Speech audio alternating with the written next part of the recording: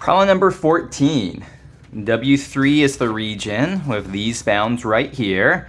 We're supposed to integrate this vector field over the boundary of W3 with the outward normal vector. Okay, so what's going on here? We are asked to compute the integral of f, the flux of f through the boundary of W3 here. But we should know we don't want to do this. That would be a couple chunks here. We should know that we want to apply the divergence theorem. So instead of computing this integral, we will compute this triple integral over the region of W3 itself, where the integrand is the divergence of f. Okay, so what is the integrand here? What are the bounds? The integrand is going to be, let's see here, the partial derivative of this with respect to x is negative 3y. The partial derivative of this with respect to y is 0. The partial derivative of this with respect to z is 2z. So there's our divergence. And then we also need bounds here to represent W3. So W3 here is going to be a part of a sphere, so this is most naturally expressed in spherical coordinates. Rho can be anything from 0 to 2 because the sphere of radius 2 here. Theta can be anything from 0 to 2 pi. And z is non-negative will give us phi is running from 0 to pi over 2. So our triple integral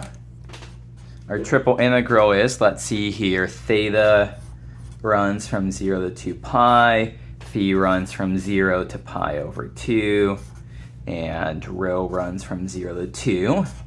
Okay, so our integrand is supposed to be minus 3y plus 2z. We need to convert both of those to spherical coordinates. So y becomes rho sine theta sine phi.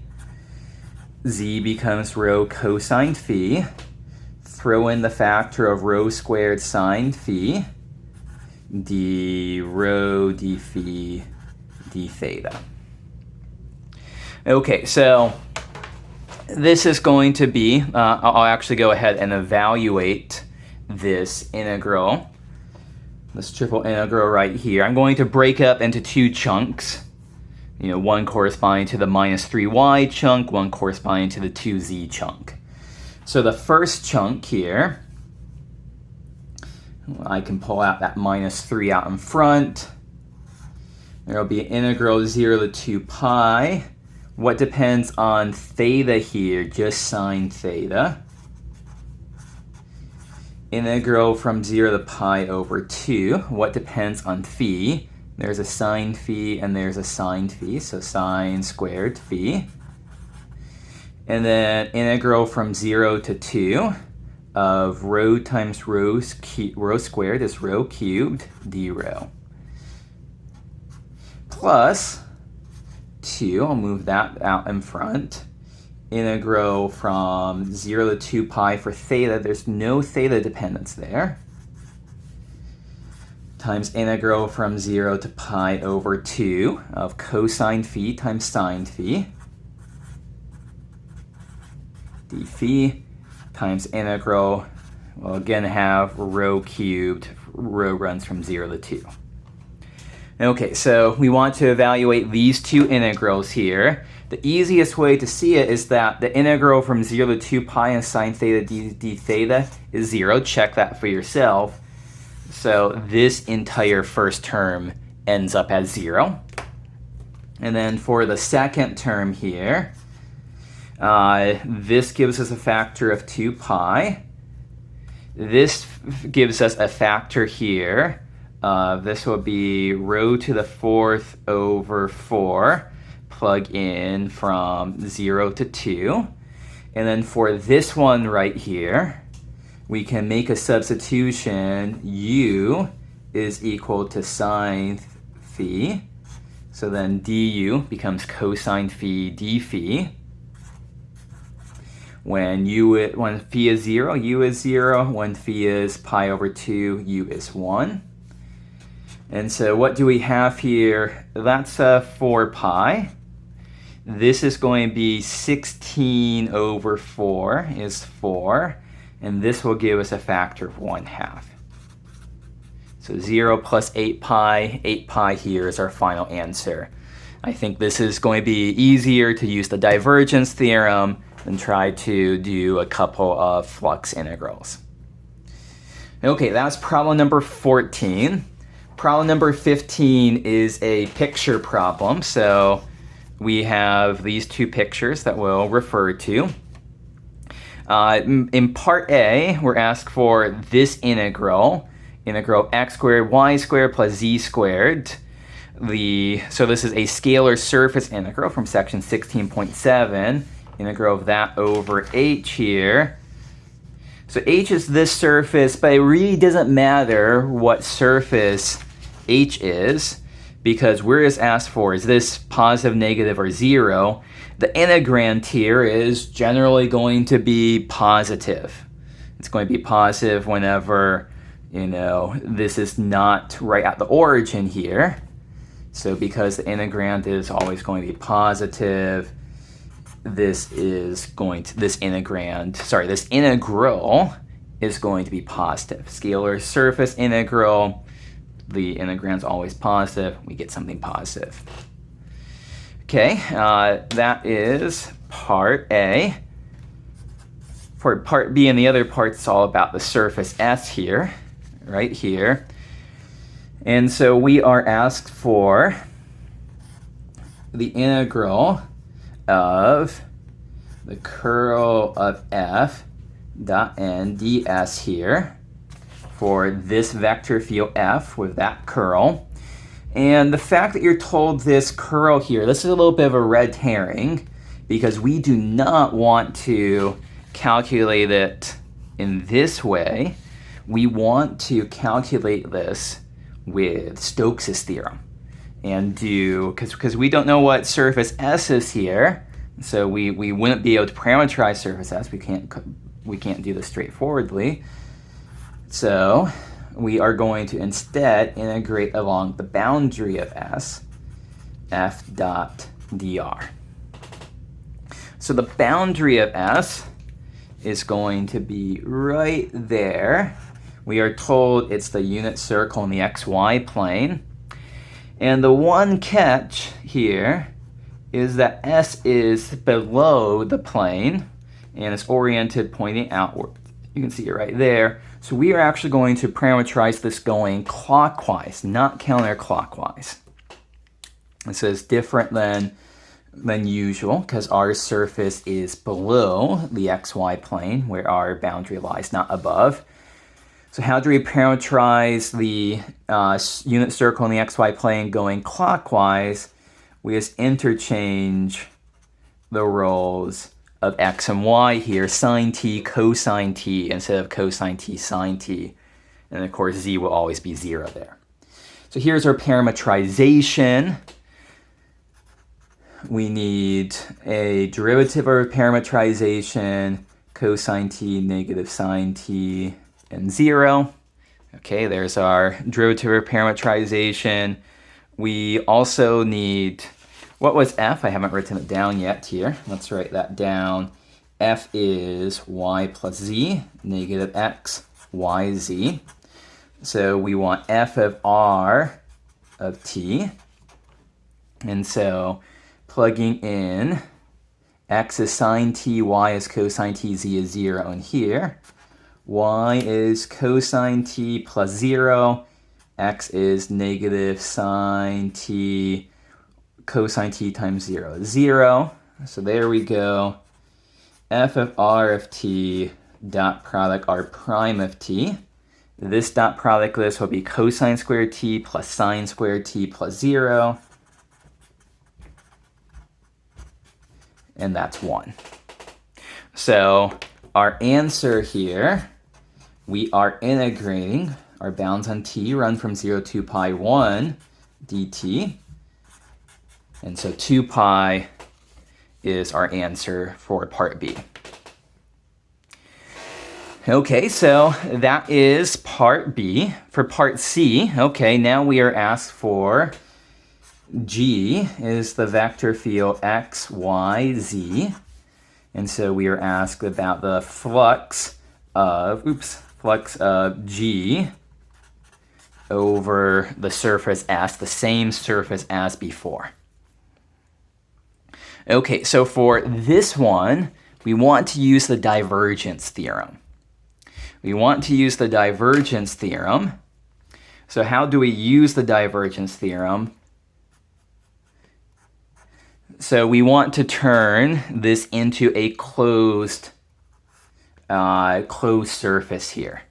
And so let me call S1 here. S1 is going to be the unit disk oriented pointing upwards.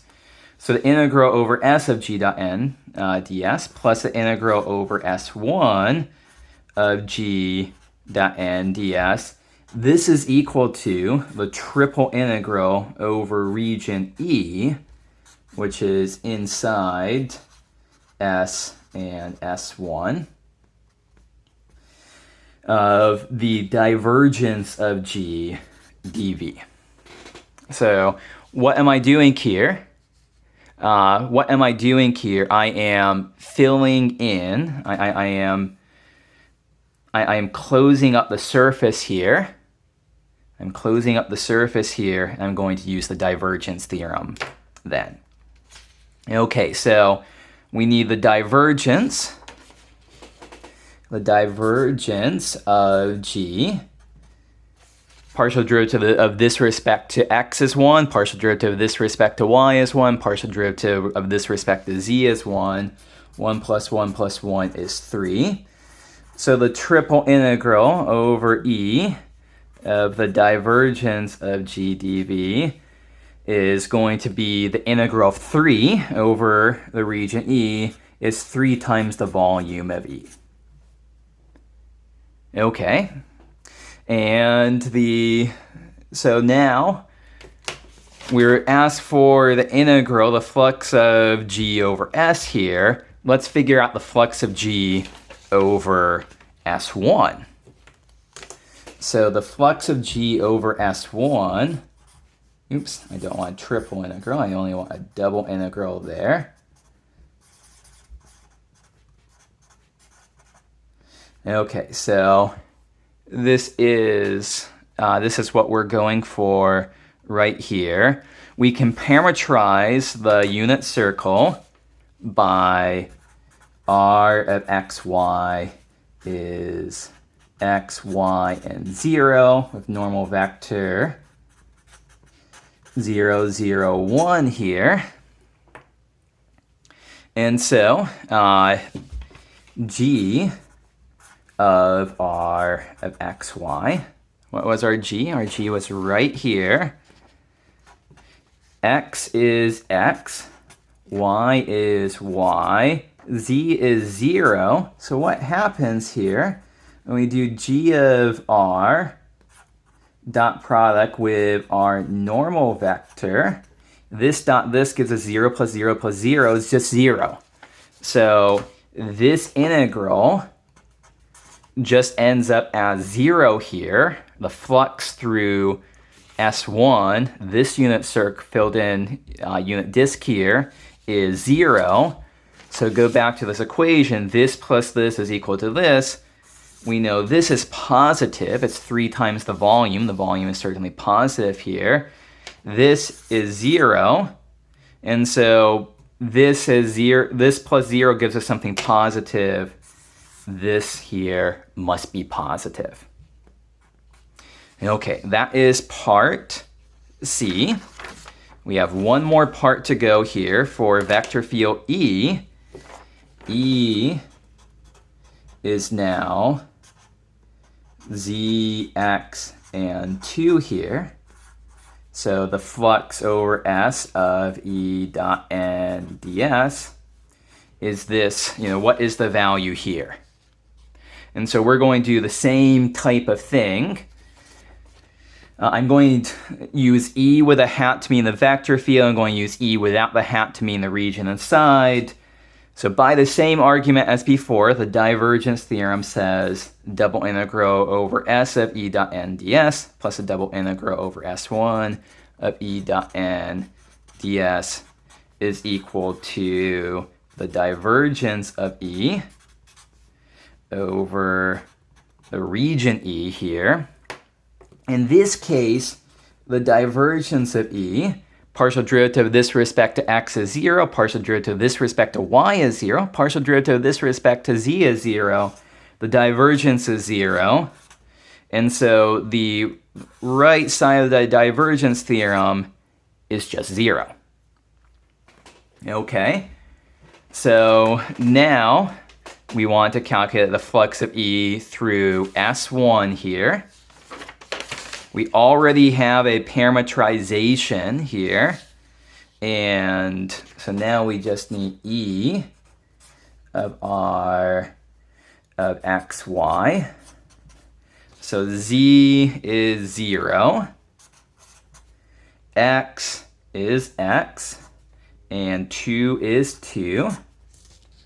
So now we'll do E dot product with our normal vector. Our x cross ry. This dot product, this will give us 0 plus 0 plus 2. And so the double integral over S1 of E dot ds is going to be twice the area of S1. This is unit circle here. Area, of course, is going to be pi. So this is 2 pi. So now we are almost done. This is 2 pi. What plus 2 pi equals 0? This must be negative 2 pi. So that's our final answer right there.